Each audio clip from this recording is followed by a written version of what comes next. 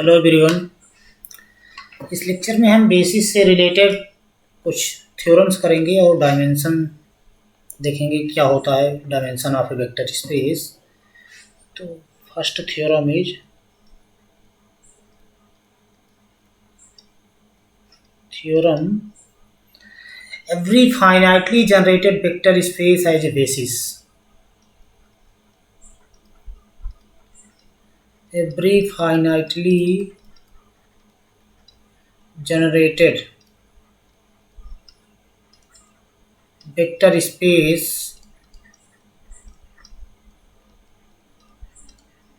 has a basis.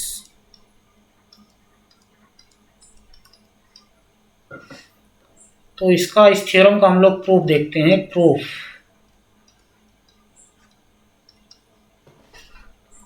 Finitely generated vector space क्या होता है? Vector space is said to be finitely generated if there exist finite set S which generates vector space B. तो finitely generated क्या होता है? There exist finite set S such that V is generated by S। तब हम बोलेंगे vector space V is finitely generated. V generated by S का क्या मतलब है? This means every element of V, every element of vector space V is linear combination of elements of S। Vector space V का कोई भी element लिया जाए, वो एलिमेंट S के एलिमेंट का लीनियर कॉम्बिनेशन हो, तब हम V को बोलेंगे V is generated. S generates V या V is generated by set S। और अगर सेट S फाइनाइट है then we say that V is finitely generated.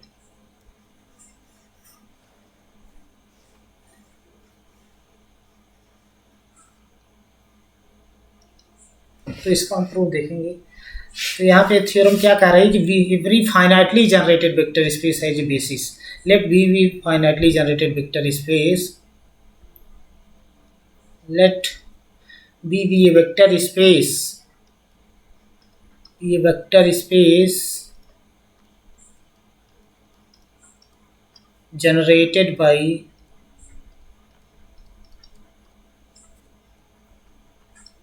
the finite set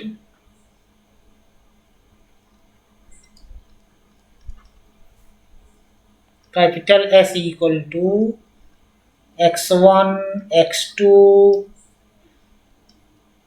x3 and so on xn।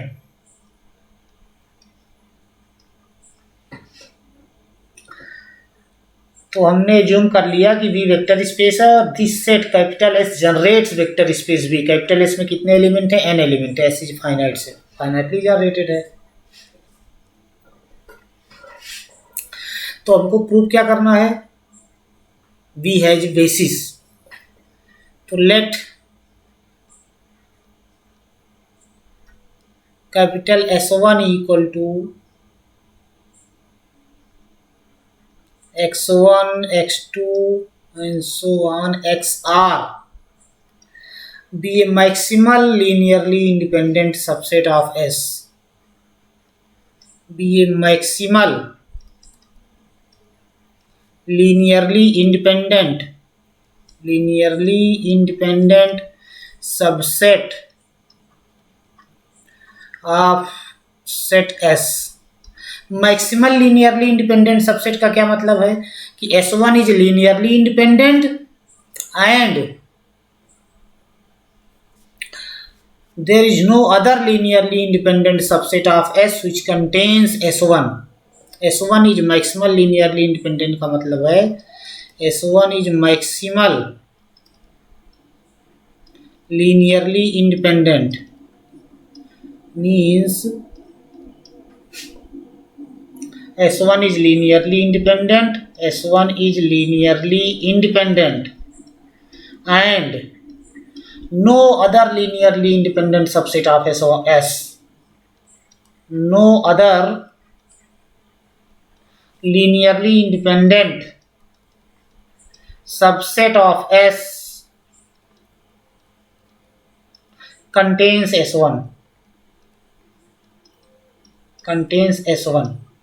means S1 is not a subset of any linearly independent subset of capital S, then S1 is said to be maximal linearly independent subset.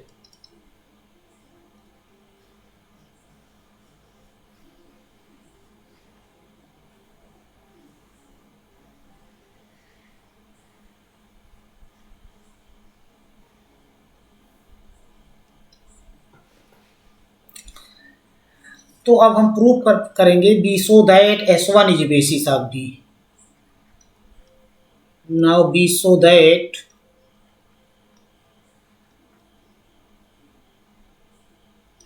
S1 वाला erase कर दिया मैंने, फिर से लिखना पड़ेगा.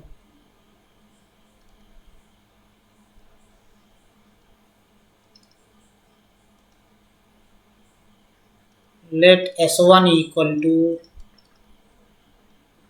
x1, x2 and so on xr be a maximal linearly independent subset of S.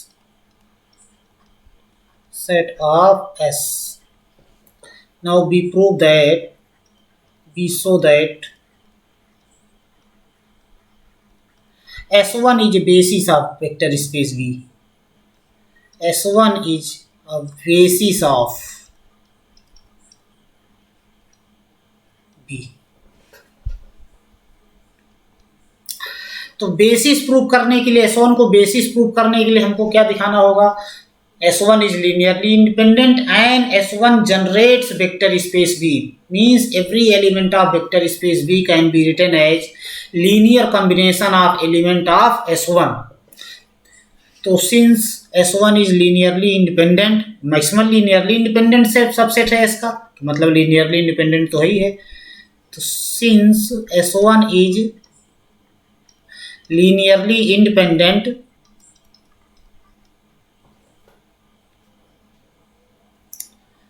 it is sufficient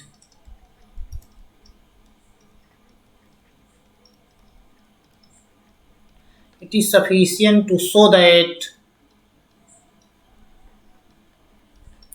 S1 generates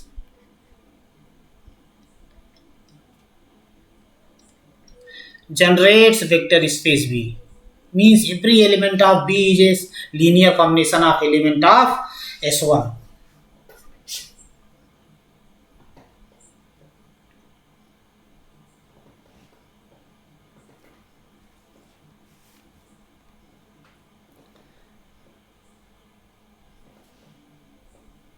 Now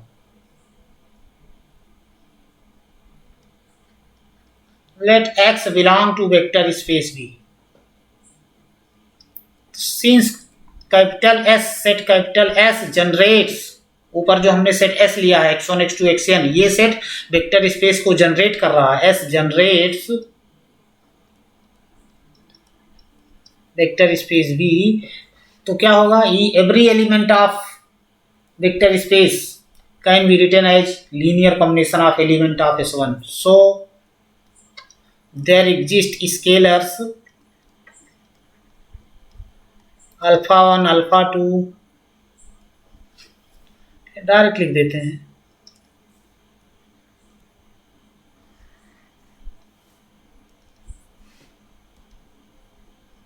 Therefore X equal to alpha 1 x1 plus alpha 2 x2 and so on, plus alpha r xr plus alpha r plus 1 xr plus 1 and so on, plus alpha n xn, where alpha I belong to, where alpha I belong to field F for all I equal to 1 to up to n.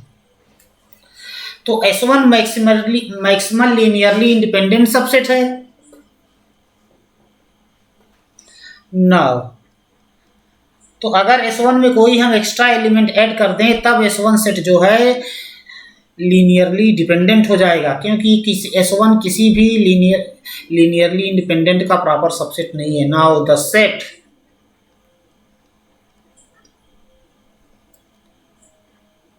x1 x2 and so on x r plus 1 या xk, इसको हम बोल दे रहे हैं xk, is linearly dependent for all k equal to r plus 1 r plus 2 and so on n। मतलब x, अगर इस set S1 में कोई एक्स्ट्रा एलिमेंट और हम ऐड कर देंगे, x1 x2 xr को छोड़ करके xr plus 1 xr plus 2 up to xn, इन एलिमेंट में कोई भी एलिमेंट अगर सेट S1 में हम ऐड कर देंगे तो ये सेट S1 हमारा लीनियरली डिपेंडेंट हो जाएगा। क्यों? क्योंकि अगर ये सेट लीनियरली डिपेंडेंट हो जाए तो S1 इस सेट, अगर ये सेट लीनियरली डिपेंडेंट हो जाए तो S1 इस सेट का सबसेट हो जाएगा, तब फिर S1 maximal linearly independent subset नहीं रह जाएगा, कंट्राडिक्शन हो जाएगा। लेकिन ऊपर हमने माना है कि S1 maximal linearly independent subset है, तो जब मैक्सिमल लीनियरली इंडिपेंडेंट सबसेट है S1, तो S1 से बड़ा S1 इसका प्रॉपर सबसेट है, तो ये सेट लीनियरली डिपेंडेंट होगा। तो जब ये सेट लीनियरली डिपेंडेंट होगा तो क्या होगा? Hence there exist scalars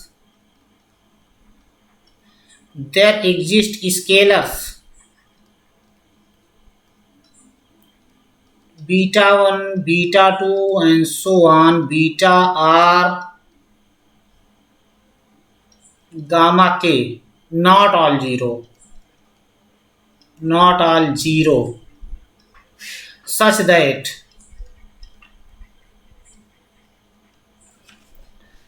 beta 1 x1 plus beta 2 x2 and so on plus beta r xr plus gamma k xk equal to 0 for all k equal to r plus 1 r plus 2 and so on n।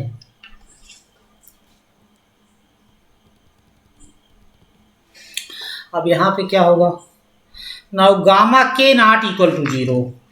क्यों?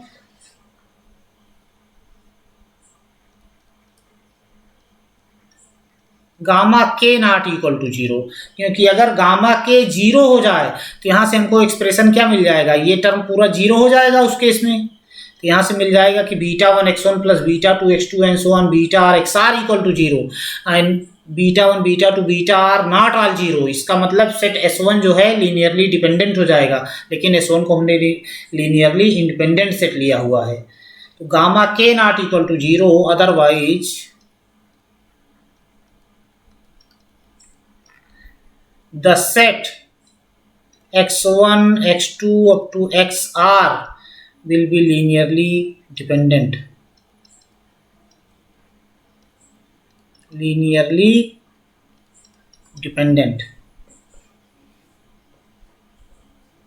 contradicting that S1 is linearly independent।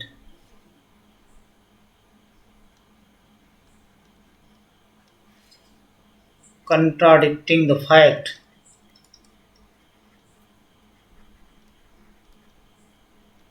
S1 is linearly independent। तो इसका मतलब क्या है? Gamma के not equal to 0 होगा। Therefore we can write gamma K X K equal to minus beta 1 x1 minus beta 2 x2 and so on minus beta r xr,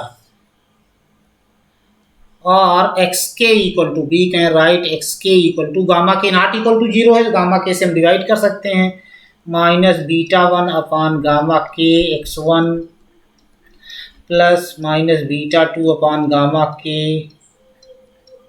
x2 and so on plus minus beta r upon gamma के xr for all k equal to r plus 1 r plus 2 and so on n।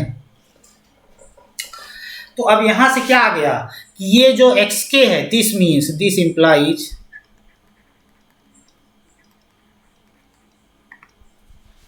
implies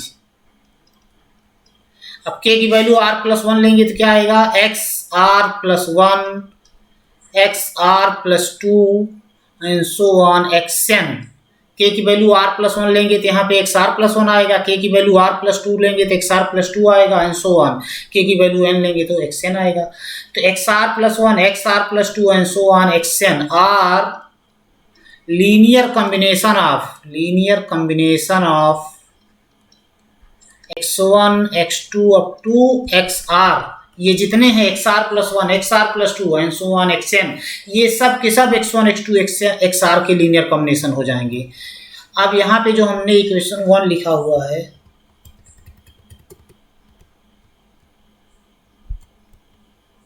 ये वाला equation, इसको 1 बोल देते हैं।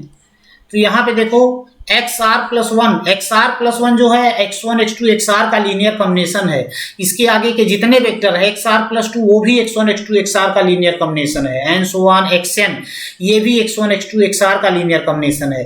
तो जब xr+1 को हम x1 x2 xr के लीनियर कॉम्बिनेशन में लिखेंगे, xr+2 को x1 x2 xr के लीनियर कॉम्बिनेशन में लिखेंगे एंड सो ऑन, xn को भी हम x1 x2 xr के लीनियर कॉम्बिनेशन में यहाँ पर लिख देंगे।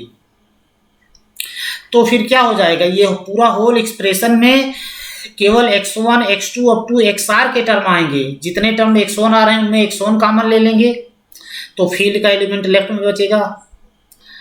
तो ये x जो है x1 x2 xn xr का लीनियर कॉम्बिनेशन हो जाएगा। इसका मतलब क्या हुआ कि vector space B generated by x1 x2 xr, hence by 1, hence by 1 every x belong to B, every x belong to B can be expressed as, can be expressed as a linear combination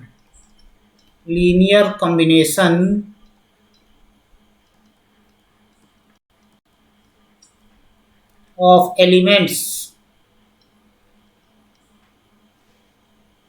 of S1 and so, and hence V generated by vector space V generated by this set S1। Therefore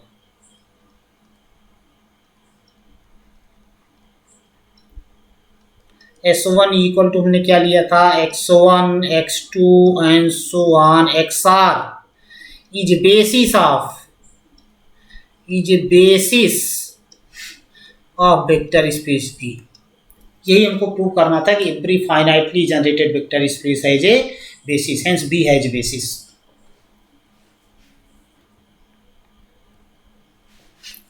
next note, every infinitely generated vector space also has a basis। every infinitely generated vector space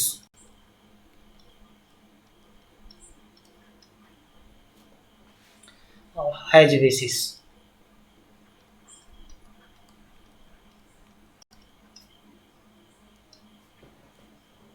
next हम लोग theorem करेंगे, this proof is complete proof.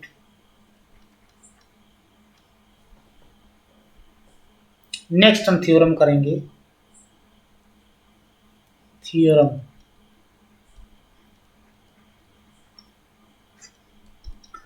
any two bases of a finitely generated vector space have the same number of elements। any two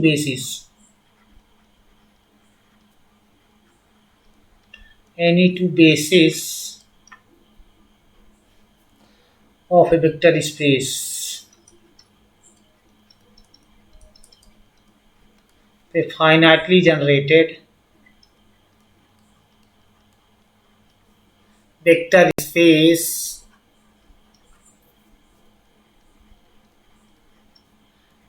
have same number of elements। same number of elements तो इसका हम लोग proof, इसका मतलब ये theorem क्या कह रही है कि कोई फाइनाइटली जनरेटेड वेक्टर स्पेस है तो उसकी कोई भी दो बेसिस ले ली जाए तो दोनों बेसिस में नंबर ऑफ एलिमेंट सेम होंगे। तो इसका हम प्रूफ देखते हैं। Proof, late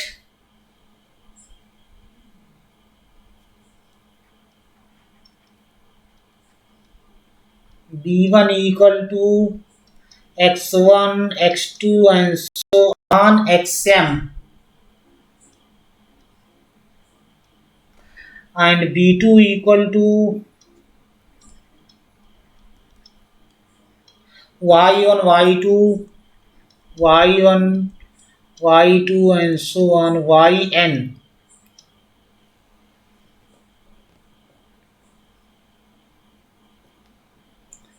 B2 basis of vector space B, B2 basis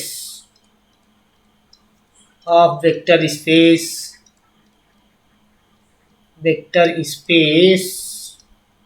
B। तो दो बेसिस हमने ले लिया वेक्टर स्पेस की, एक बेसिस में m एलिमेंट है और दूसरी बेसिस में n एलिमेंट है। एक में एलिमेंट है x1 x2 xm और दूसरे में एलिमेंट है y1 y2 yn। तो हमको प्रूव करना है कि m इक्वल टू n। ये हम प्रूव करेंगे m इक्वल टू n।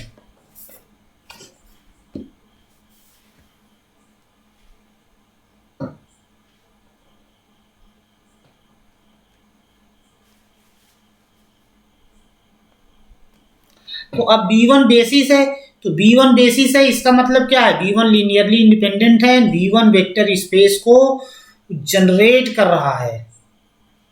या फिर हम ये कहें कि B1 बेसिस है means every element of vector space B can be uniquely written as linear combination of element x1 x2 xm।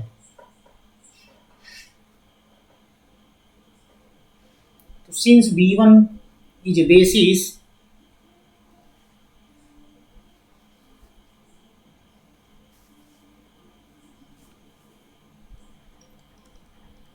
since B1 is a basis, so Y1 belong to B2। तो B1 B2 की जितने element हैं सबके सब vector space के element है। Y1 अगर B2 में बिलोंग कर रहा है तो Y1 वेक्टर स्पेस B का एलिमेंट है और B1 बेसिस है। therefore every element of vector space B can be written as a linear combination of element of B1। So Y1 belong to B2 can be written as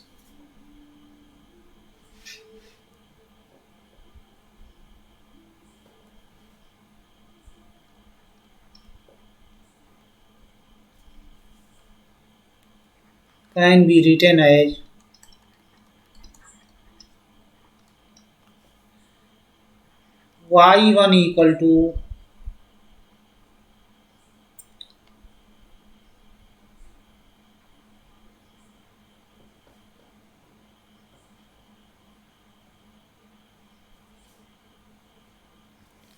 alpha 1 x1 plus alpha 2 x2 and so on plus alpha m xm, where alpha I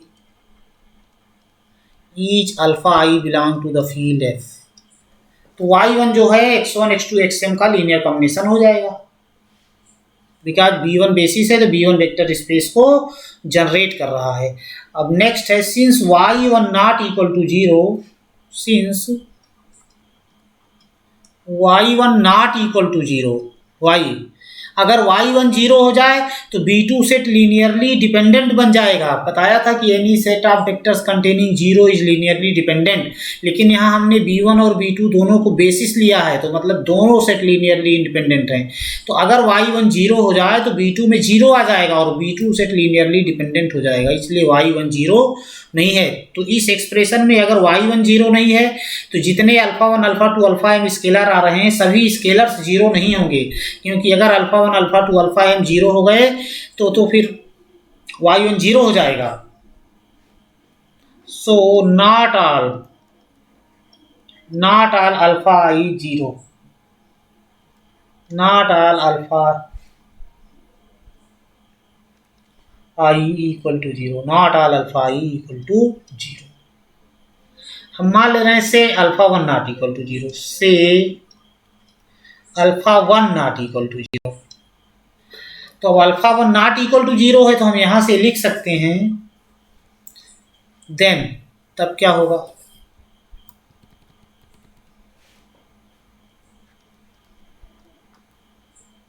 alpha 1 x1 equal to minus alpha 2 x2 minus and so on minus alpha m xm plus y1, और यहाँ से हम लिख सकते हैं x1 equal to minus alpha 2 upon alpha 1 x2 plus so on plus minus alpha m upon alpha 1 xn plus 1 upon alpha 1 y1. तो अब यहां से क्या आ गया कि x1 is linear combination of x2 x3 and so on xn and y1. This implies, this shows that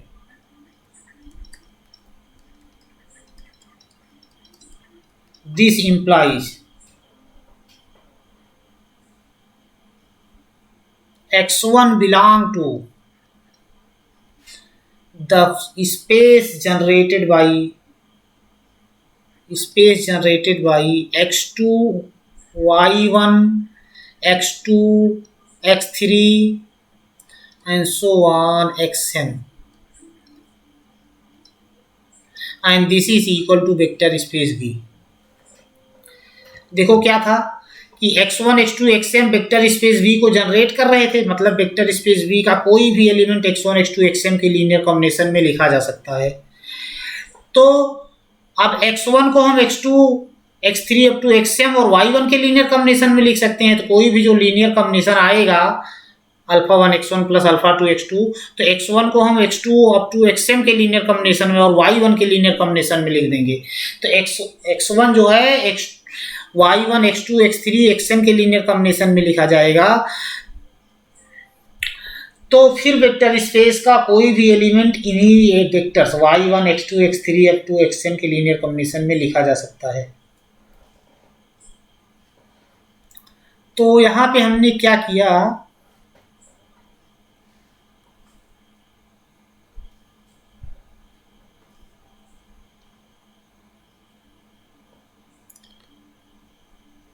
या इसको ऐसे देखते हैं,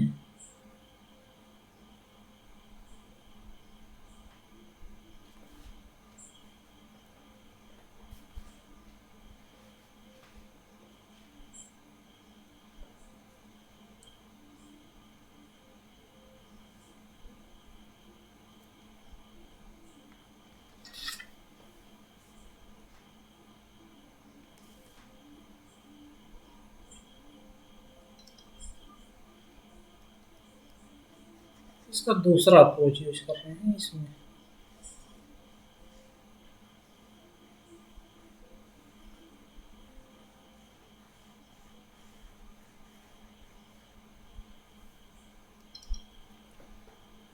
तो यहां से देखो क्या है, y1 b2 में बिलोंग कर रहा है और b1 जो है वेक्टर स्पेस को जनरेट कर रहा है. तो y1 is linear combination of element of b1. तो जब y1 x1 x2 xm का लीनियर कॉम्बिनेशन हो गया, दिस इंप्लाइज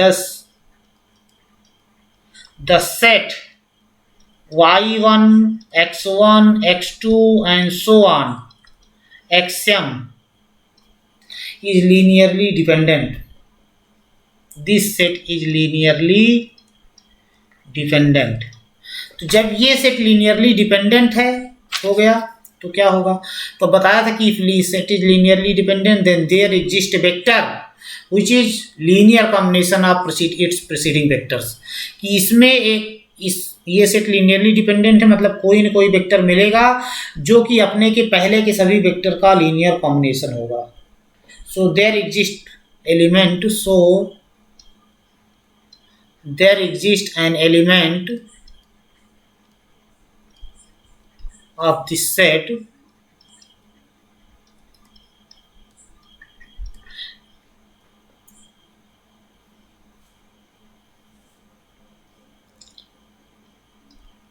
से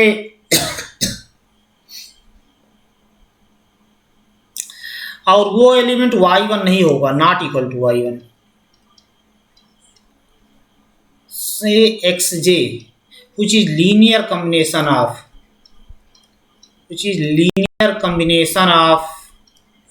its preceding vectors.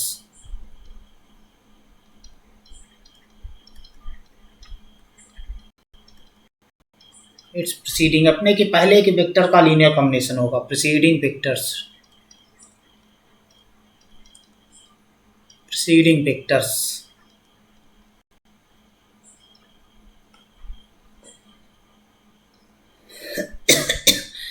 तो जो हमने xj मान लिया, वो हमने मान लिया कि xj कोई एलिमेंट है जो कि अपने के पहले के वेक्टर का लीनियर कॉम्बिनेशन होगा। तो इस वेक्टर को हम इस सेट से डिलीट कर रहे हैं। Deleting it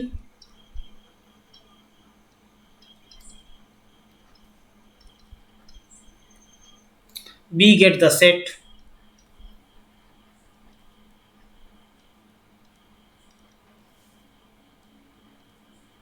y1 x1 x2 and so on, xj minus 1 xj plus 1 and so on xn।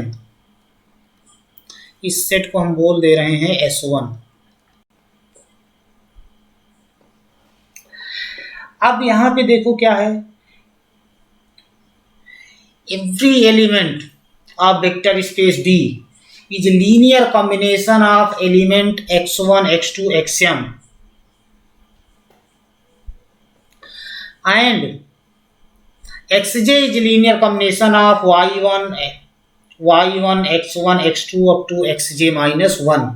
तो जब हमने xj को डिलीट कर दिया तो जैसे कोई भी वेक्टर x लेंगे तो x क्या आएगा, x is linear combination of x1 x2 xm। तो alpha 1 x1 plus alpha 2 x2 and so on alpha j xj alpha n xn। तो अब इसमें जो xj है, xj y1 x1 x2 xj minus 1 का लीनियर कॉम्बिनेशन है। तो इसमें क्या हो जाएगा, alpha 1 x1 plus alpha 2 x2 and so on plus alpha j और xj के प्लेस पे हो जाएगा beta 1 y1 plus beta 2 x1 plus x2 and so on plus beta j minus 1 xj minus 1। बाकी के टर्म वही रहेंगे सब, प्लस अल्फा x। अब इसमें इस चीज को हम कैसे लिख पाएंगे, alpha j into beta 1 y1 plus दो टर्म आएंगे, दोनों में x1 वाले टर्म कॉमन ले, x1 वाले दो टर्म आएंगे, दोनों में x1 कॉमन ले लेंगे। तो alpha 1 plus alpha j beta 2 x1 plus ऐसे आएगा x2 plus alpha n xn। तो अभी ये क्या हो गया कि x जो है y1 x1 x2 and so on xn का लीनियर कॉम्बिनेशन हो जाएगा। इसका मतलब क्या हुआ कि every vector x can be written as linear combination of y1 x1 x2 up to so on xj minus 1 xj plus 1 and so on xn। तो इसका मतलब क्या, this set S1 also generates vector space भी।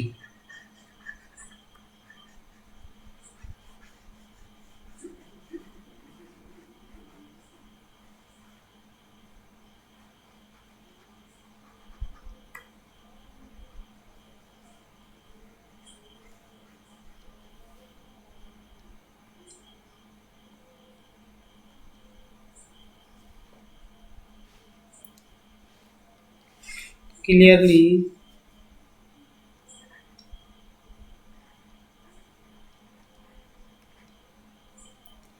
every x belong to vector space V will be a linear combination of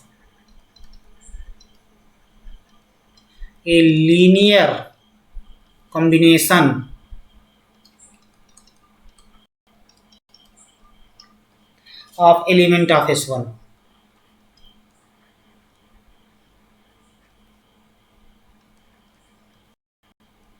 That is, hence vector space V is also generated by the set S1।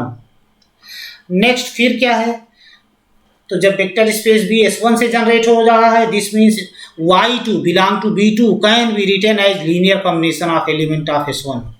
So y2 belong to b2 can be written as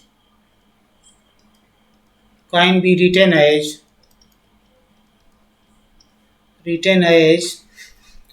linear combination of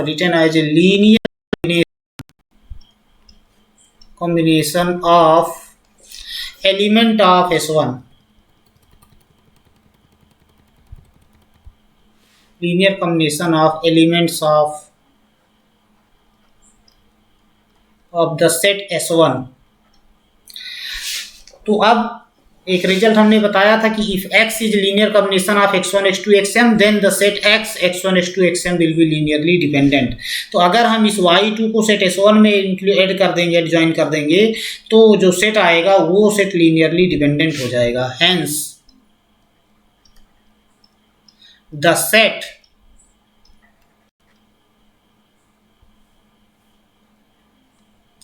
y2 y1 x1 x2 and so on, xj minus 1 xj plus 1 and so on xn, this set is linearly dependent।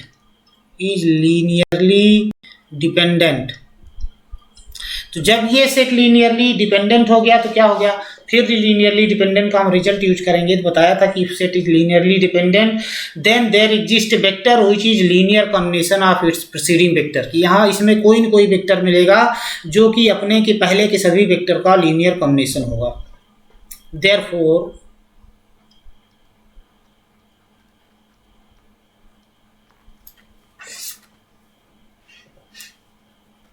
there exists an element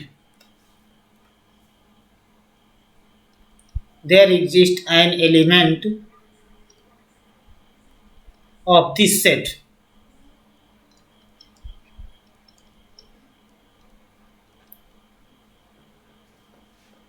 not equal to y1 or y2, not equal to, वो element y1 और y2 नहीं होगा, क्योंकि अगर y1 अपने के पहले vector का लीनियर कॉम्बिनेशन हो जाए, मतलब y1 is linear combination of y2, तो सेट y1 y2 जो हैं ये लीनियरली डिपेंडेंट हो जाएगा। और any super set of linearly dependent set is linearly dependent. तो जो b2 है, b2 y1 y2 का सुपर सेट है, तो b2 सेट लीनियरली डिपेंडेंट हो जाएगा।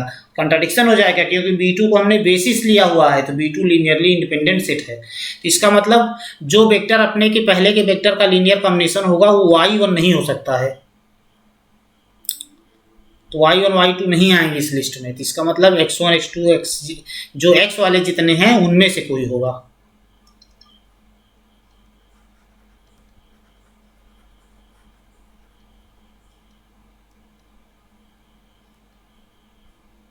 not equal to y1 and y2।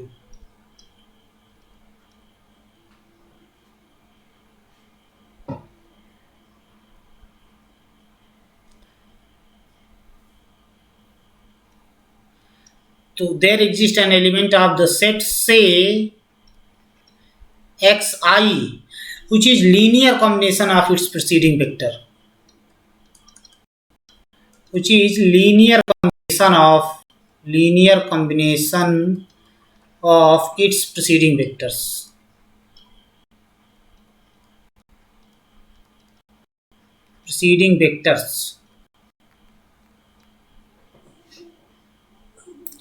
तो अब जो वेक्टर अपने के पहले के वेक्टर का लीनियर कॉम्बिनेशन हो जा रहा है, तो उस वेक्टर को अगर हम डिलीट कर देंगे, उस सेट से निकाल देंगे, तब भी जनरेटिंग सेट पर कोई इफेक्ट नहीं पड़ेगा, तब भी वो सेट जनरेटर बना रहेगा।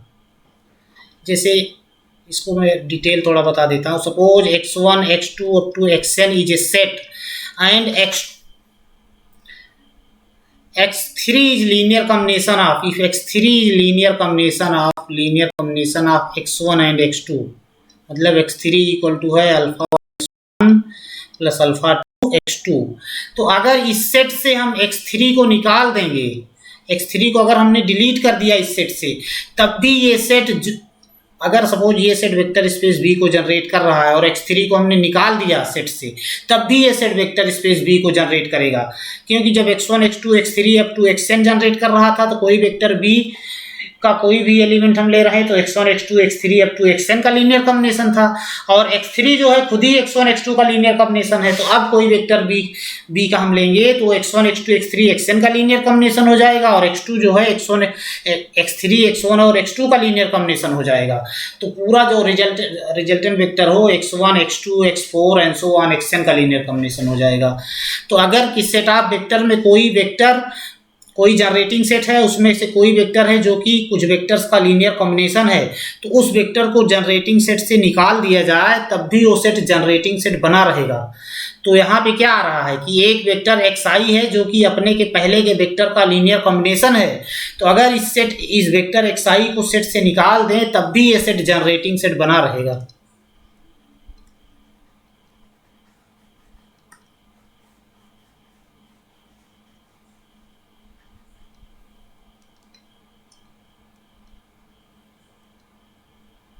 deleting xi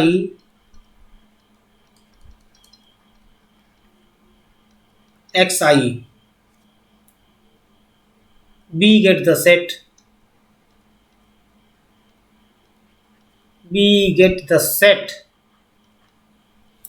इस सेट को हम नाम दे रहे हैं S2 equal to y2 y1 x1 x2 and so on xi minus 1 xi को हम निकाल दे रहे हैं xi plus 1 xi plus 2 and so on xj minus 1 xj plus 1 and so on xn which also generates vector space B। ये set S2 भी B को generate करेगा, which also generates B। फिर हम क्या करेंगे, y3 लेंगे, y3 belong to b2 can be written as, ये set S2 vector space B को जनरेट कर रहा है।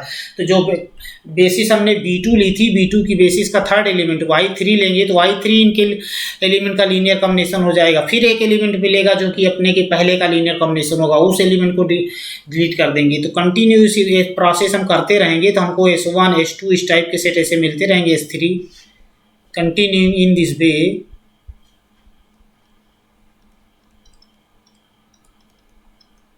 Continuing in this way,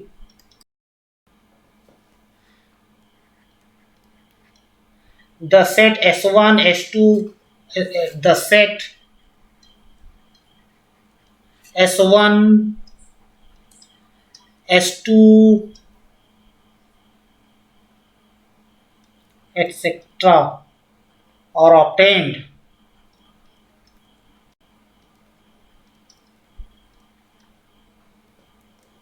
by deleting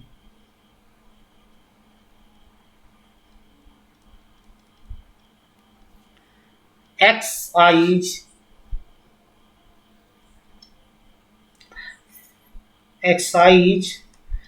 from the set B1 and including yij and including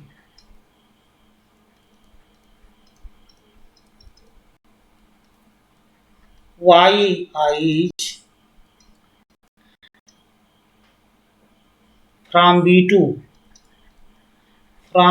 B2 to B1।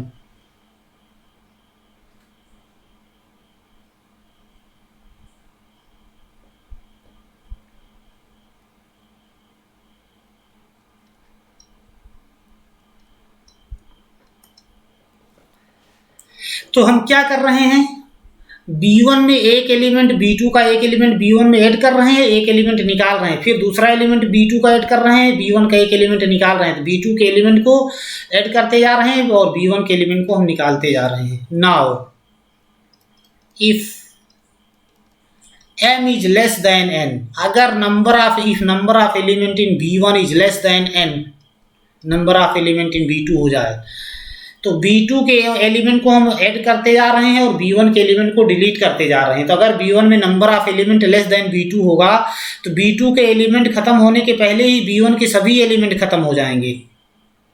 तो मतलब B1 में पूरे के पूरे जितने एलिमेंट हैं सब के सब B2 के एलिमेंट आ जाएंगे और B2 में कुछ एलिमेंट बचा भी रहेगा जो नहीं आ पाएंगे। If m is less than m, then तब क्या होगा, means number of element in B1 is less than number of element in B2, then B1 will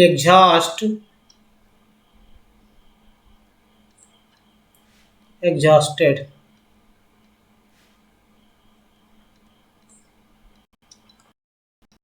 before the set B2।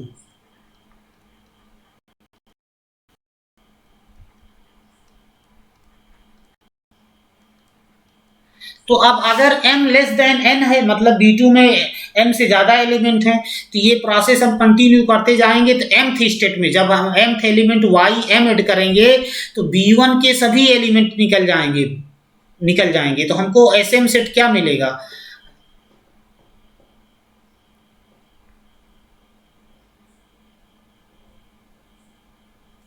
and B will get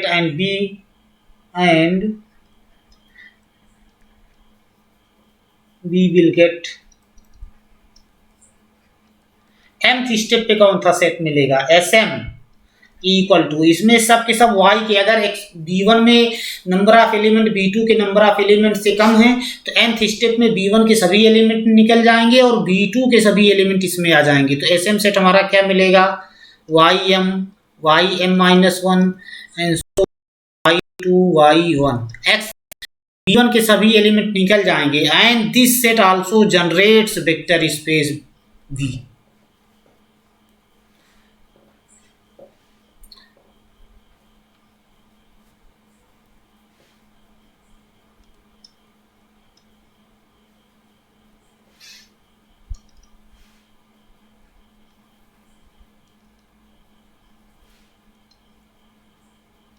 And this set SM generates B।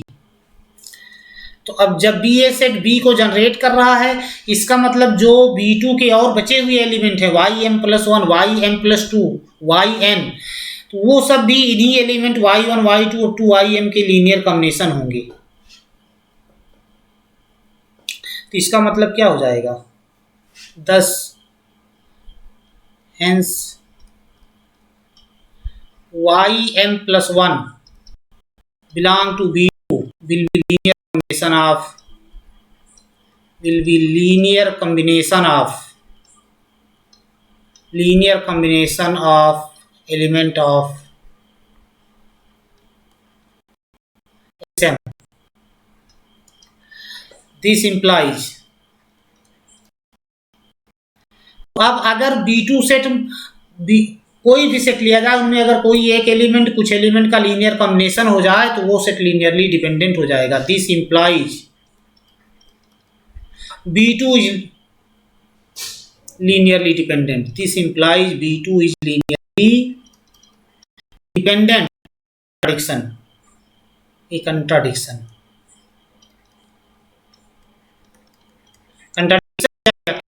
क्योंकि B2 linearly independent है, B2 को हमने basis लिया हुआ है। लेकिन अगर ऐसा हो जाए तो फिर तो B2 लीनियरली डिपेंडेंट हो जाएगा, बेसिस नहीं रह जाएगा, कंट्राडिक्शन हो जा रहा है। Since B2 is a basis is linearly independent being basis.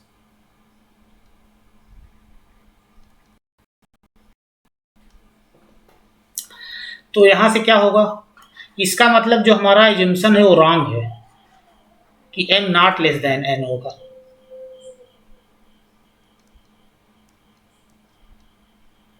thus m can not be less than n। तो जब m n से लेस नहीं होगा, इसका मतलब क्या है, either m equal to n और m greater than n। thus so r m is greater or equal to n। तो m लेस देन n नहीं हो सकता, इसका मतलब m greater or equal to n होगा। अब हम B2 को जनरेटिंग सेट ले रहे हैं, B2 बेसिस है, B2 को जनरेटिंग सेट ले रहे हैं, B1 के एलिमेंट को ऐड करेंगे और B2 के एलिमेंट को निकालते जाएंगे। तो क्या आ जाएगा, तो अगर ऐसा करेंगे तो इसका रिवर्स आ जाएगा, n is less than or equal, n is greater or equal to m। तो interchanging the role of changing the role of changing the role of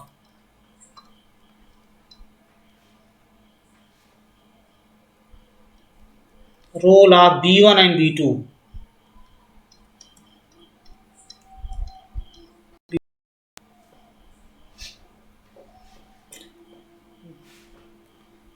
we will show that we get n is greater or equal to m। इसको हम hence, तो अगर m greater or equal to n है, n greater or equal to m है, तो क्या होगा, hence we have m equal to n। अगर दो नंबर दोनों एक दूसरे से ग्रेटर और इक्वल टू हैं तो दोनों जो हैं सेम होंगे। तो यहां से हमने क्या प्रूव कर दिया है, thus any2, hence therefore any2 basis vector space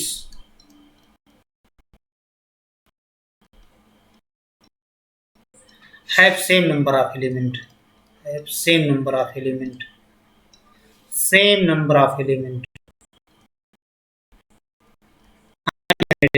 space है तो इनफाइनाइटली जनरेटेड है तो कार्डिनलिटी सेम होगी, same number of element.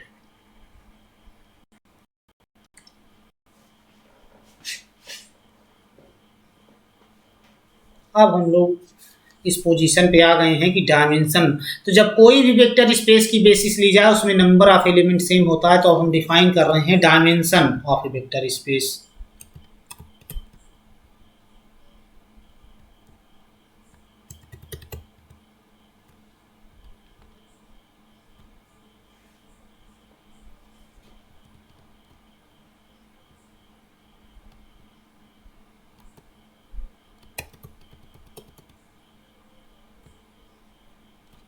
Next हम दिखाएंगे dimension of a vector space.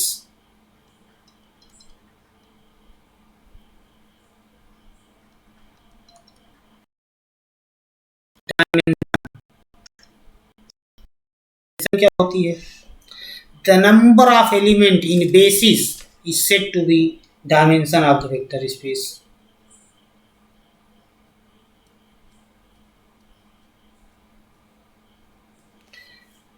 The number of elements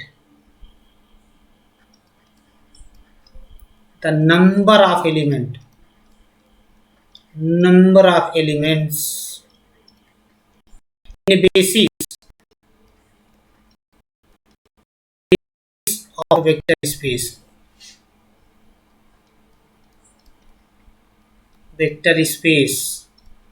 B is said to be dimension of B,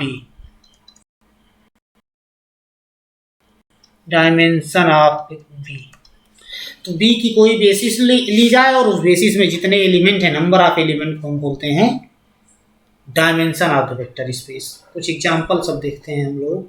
example,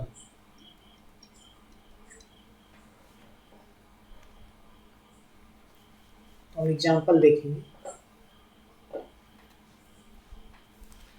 dimension of null space 0, the vector space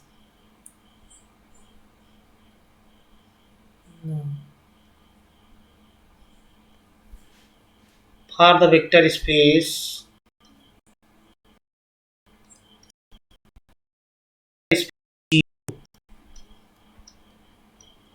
singleton 0 is vector space, इसको बोलते हैं null space है 0 सब space.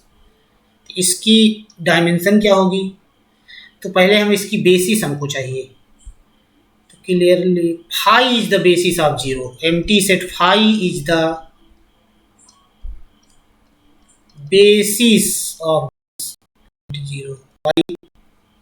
Because phi is linearly independent, since phi is linearly independent, phi is linearly independent, phi linearly independent है and phi generates null space 0 and subspace generated by phi equal to 0. Phi subspace generated by phi is equal to smallest subspace which contains phi. Subspace generated by phi क्या होगा? Smallest subspace of any vector space, smallest subspace of vector space B which contains phi, contains phi. तो अब क्या आएगा?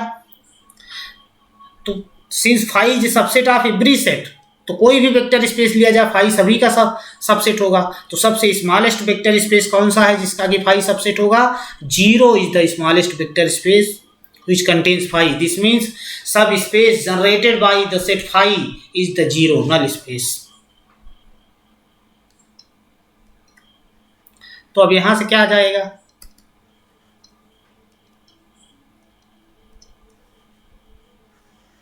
तो जब phi से generated हो गया इसका मतलब क्या हुआ? Thus phi is basis of 0. तो जब phi basis हो गई तो dimension of 0, therefore dimension of this space null space 0 is equal to 0 because number of element in phi is 0. तो इस स्पेस की डायमेंशन 0 है. नेक्स्ट एग्जांपल हम देखेंगे. Example, consider the vector space Rn. चाहे हम Fn ले लें, Fn ले लेते हैं. Rn F is any field, चाहे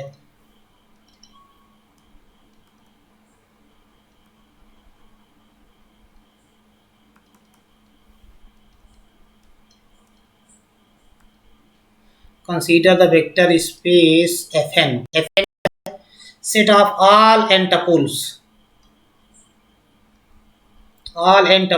x1 x2 ordered x1 x2 xn such that each x1 x2 xn xi belong to field F. बताया था हमने, इसमें एडिशन डिफाइन किया था एन टपुल का, स्केलर मल्टीप्लिकेशन डिफाइन किया था और प्रूव किया गया था कि ये स्पेस Fn जो है वेक्टर स्पेस है. Now let EI be an n tuple whose ith coordinate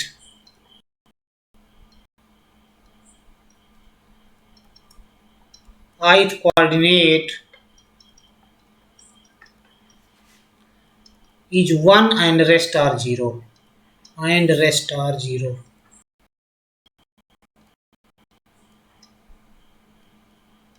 Then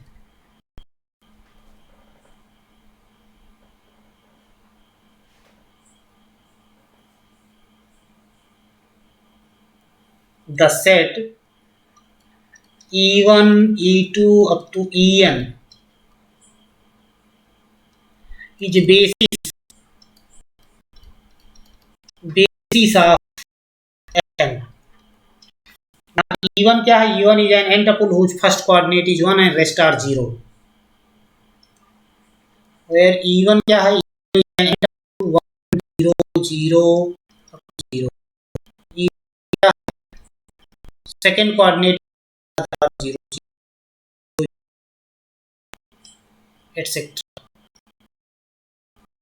तो हमने प्रूव किया लेक्चर में, हमने शो किया हुआ है कि E1 E2 En is basis of Fn. तो जब ये बेसिस है तो इस बेसिस में कितने एलिमेंट हैं वही Fn की डायमेंशन होगी. Therefore dimension of Fn E1 E2 basis है, इस बेसिस को स्टैंडर्ड बेसिस भी बोलते हैं. तो डायमेंशन ऑफ Fn कितना हो गया? This is equal to n.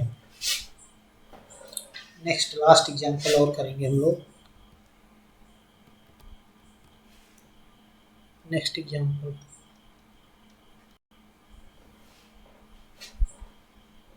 for space Pnx,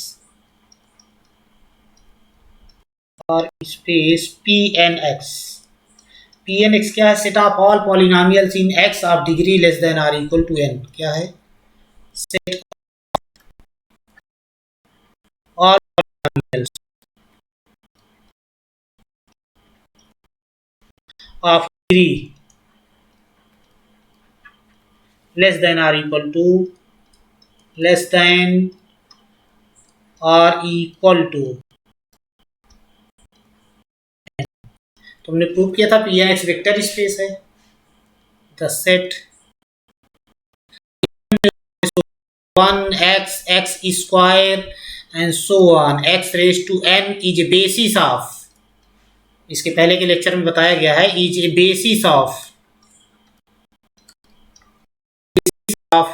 P N x. Dimension क्या हो गई? Dimension of P N x equal to, इसमें कितने एलिमेंट है? नंबर ऑफ एलिमेंट इस बेसिस में n+1। तो पी एन एक्स की डायमेंशन कितनी है? n+1। Thank you.